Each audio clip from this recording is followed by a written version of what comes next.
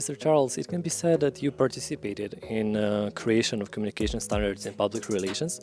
So, what is important in the communication process of public communication?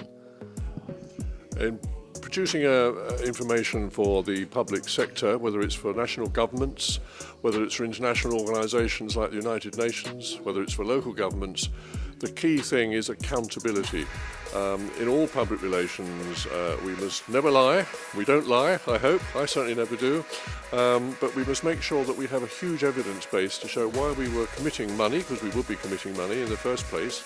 If it's public money, then we can't just make it up as we go along. We have to have, as I say, a very clear evidence base, and then it has to be measured against that very, very clearly. Not just measuring the outputs, but measuring the outcomes, what really happened as a result of it. And we're working for an elected government of the day, I hope, and they're accountable to their electorates, so there's double accountability, if you like. So we have to make sure that everything is completely transparent and that we could answer any question to justify what we had done if we were asked. And the founder of this conference also launched a new award program, ProPR Global Communication Achievement Awards, and one of the special prizes bears your name. So what do you think? What will be the main criteria? Well, first of all, I was very honoured that Daniel Koletic decided to do that.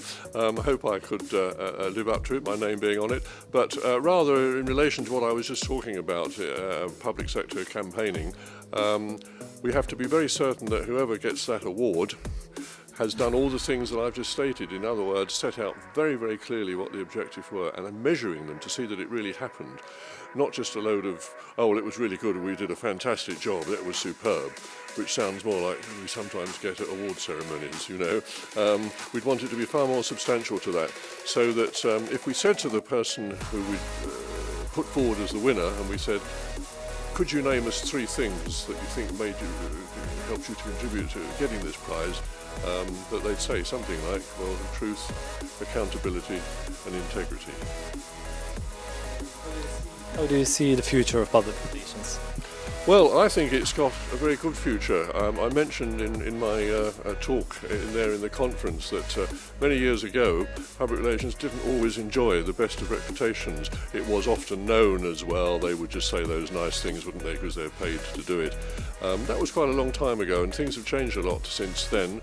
And journalists more and more have, in my considerable experience, I have to say this is the case, journalists have more and more come to rely on good public relations practitioners who they know will always give them proper, good, sound information, and it won't be fake news. And I think that we have a chance to build out a niche, or more than a niche for ourselves in this profession, to be the go-to source of information.